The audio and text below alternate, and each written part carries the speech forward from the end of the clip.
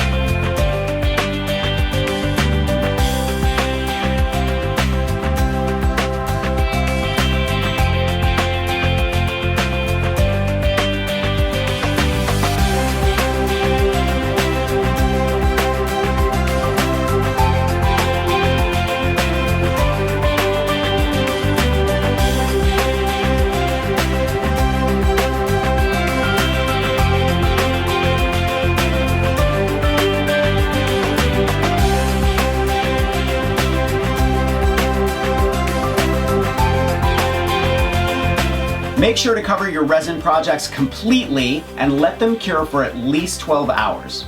Thumbs up if you like this video, leave me a comment and I will get back to you. Subscribe to my channel if you haven't already. Grab a copy of the Big Ass Book of Home Decor and I will see you next week. Bye.